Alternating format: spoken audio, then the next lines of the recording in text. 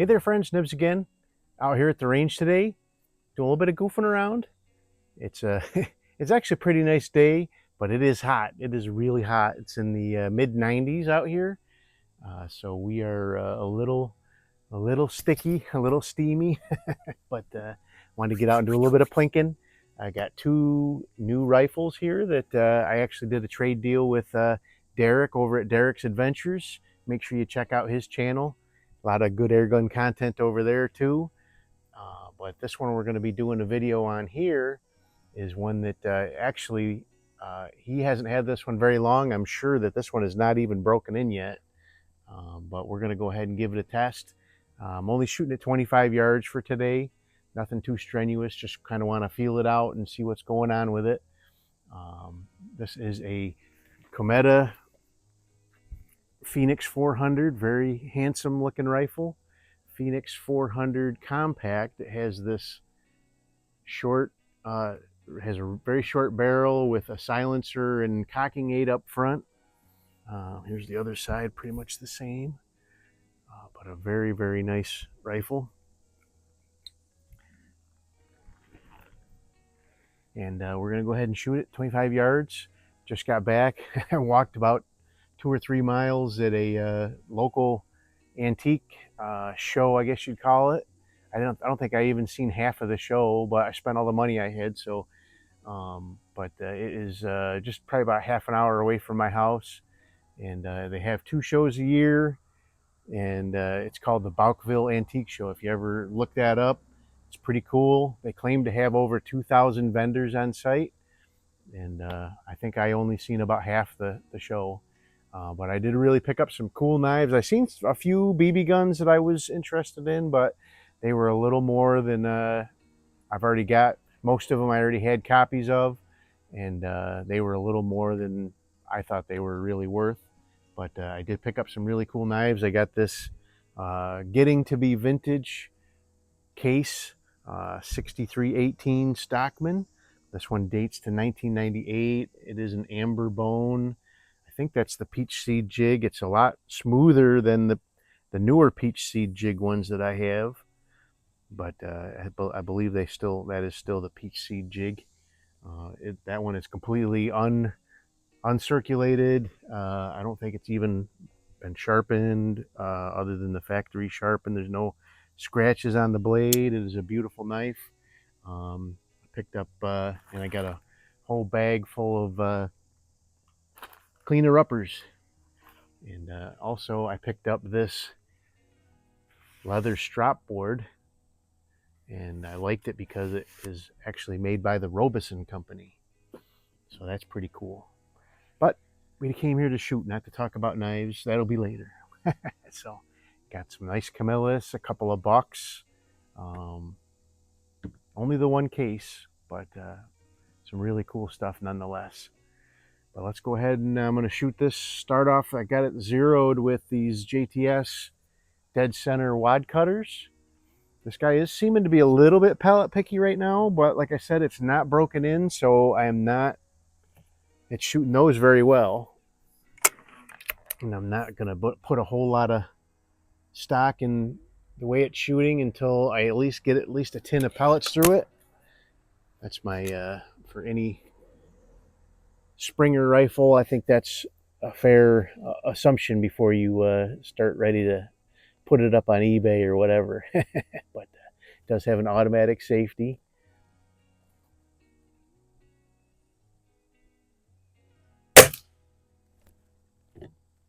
Oh, you know what I forgot to do? I forgot to do our pating. I didn't put my gong out at 50 yards, but I do have a plate there at 25 we can shoot at. Let's remedy that mistake right there real quick. Pating! That's one of those aluminum ones that I had out last weekend. Those are pretty fun. All right, let's get back to our group. I did bring out a few other pellets I've been trying, and so far it doesn't seem to like round nose too much, for sure. I don't know, but really is shooting these ones well though.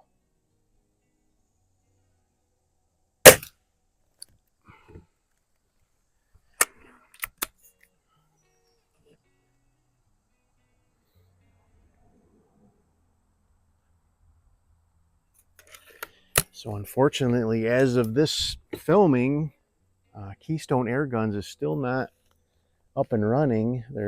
He's still shut down due to health reasons, and I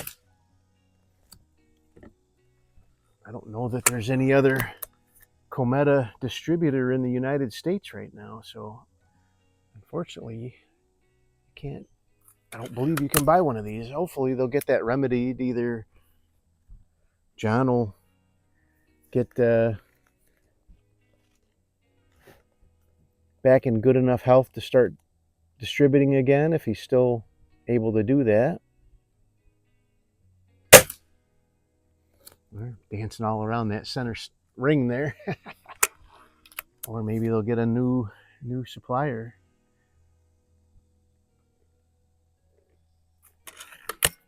They are a fine line of rifles they have, though. I have the 300 ultra short carbine or compact.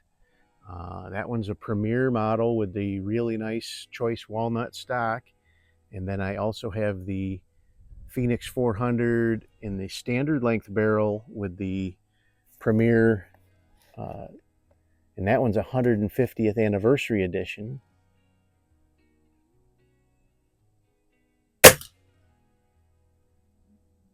All right, that's nothing to sneeze at. That's all minute a squirrel. I have all my usual cast of characters out there. I didn't bring the plate rack out after walking 2 or 3 miles at the antique fair. I didn't feel like dragging all the stuff out, so I just got my silhouette spinners and my black spinners and just one plate out there. But it's still fun, right? Still enough to plink and play around with. Let's go to the large black spinner on the left. Okay, didn't remember if I hit the...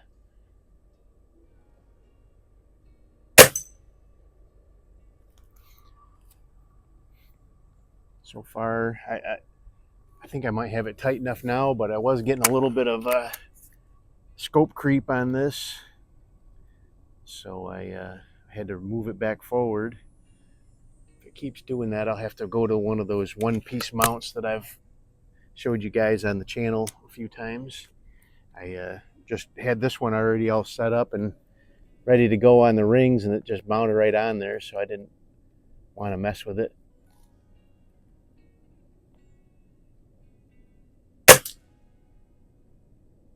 Nice, got the little spinner.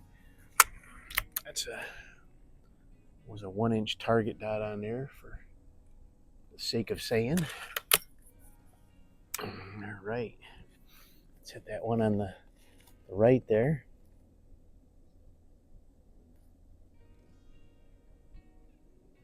It kind of looks like I'm trending a little bit off to the right.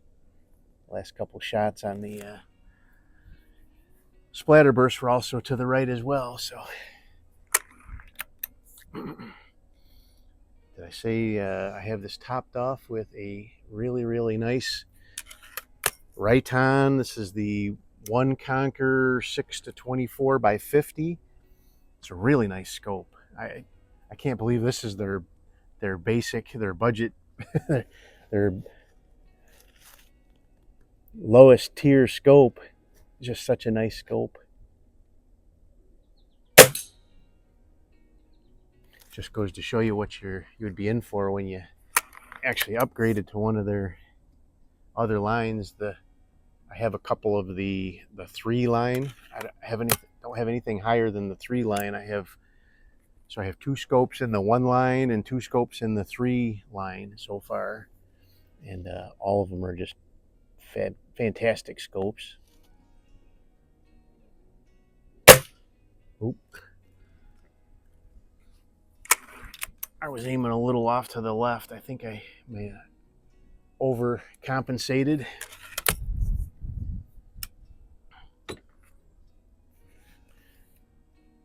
So far, it doesn't look like I've creeped anymore. All right, back to the turkey. Here he is.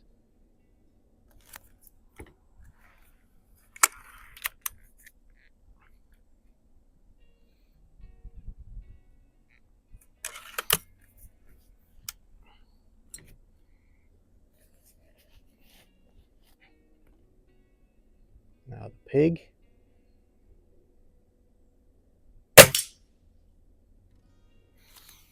So I haven't done anything to this gun at all.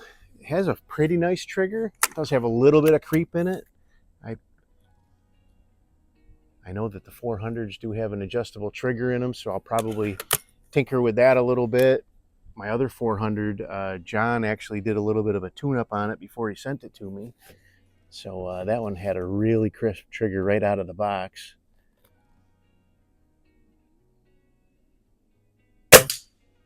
This trigger's nothing to complain about, but compared to like some of my Virows right now, it's not there. But it, like I said, it just needs a tune-up. And these are the 400s have very nice tunable triggers. If there's one Achilles heel that my 300 has, is the trigger. I've got it as good as I could possibly get it without ruining some pieces in there. And it's still right around a 2-pound trigger.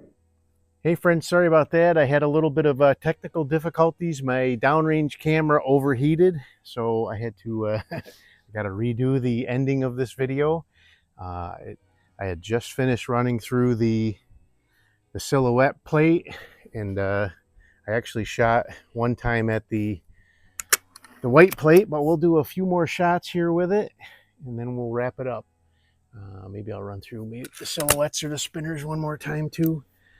It is very hot, and the sun was beating right down on the phone, so now I have it shaded by an umbrella. So let's hit the plate a couple times. Pa-ting! That is that's a nice sounding gong right there.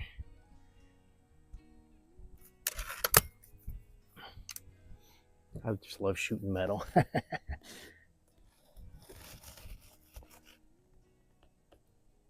Same spot. A little lower.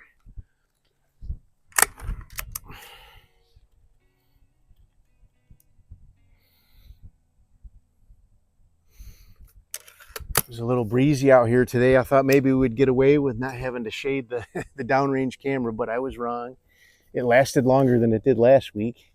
Last week I only got about a minute into the shooting, and it actually shut off. So, all right, let's run through the silhouettes one more time.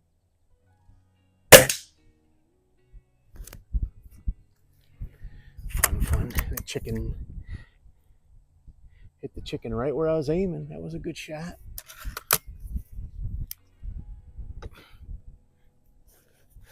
I'll have to ask Derek what he liked shooting out of this.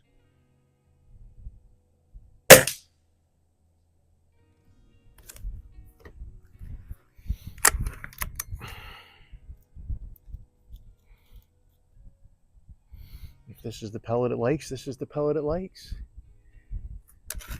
Seems to be doing pretty darn good.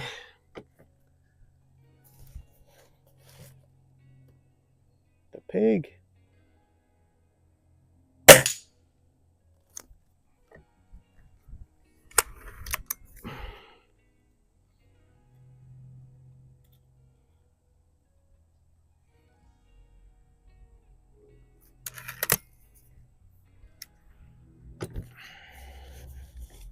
And the ram.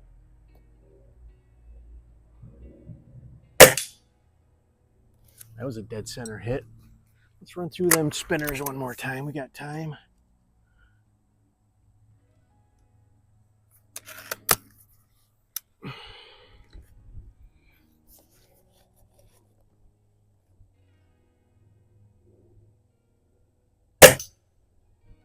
Knocked the splatter burst right off it.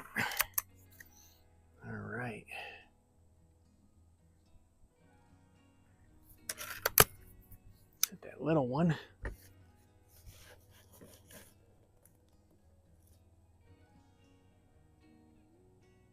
I like that one.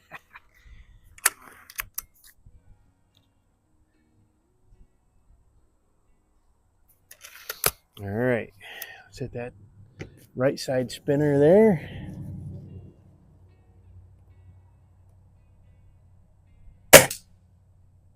Oh yeah. One more pating on the plate and then we'll wrap her up. It's a nice shooting gun though. Very, very mild as far as recoil energy. At least felt recoil energy. Looks like my scope's staying put for now. I thought I had it cranked down pretty good in the garage, but I guess I didn't. Let's hit the bottom of that plate, see what it sounds like. Pretty good. That sounds really nice. Got a real nice ring to it for the hanging on those wires. So that's pretty cool. So anyway, there you go. The Cometa Fenix 400 Compact. I think this is the kind of basic model. It has a beach stock, which is absolutely nice. Very nice unit. And I think it'll settle down really nice. It's really already starting to shoot even better than when I first got it out here. And I think it'll just get better and better as it breaks in and gets the seal broken in and starts to settle down a little bit. But shooting great. And it's, like I said, unfortunate right now. I don't think you can purchase these in the United States. So, but anyway, hope you guys liked the video. Till next time, have a great day.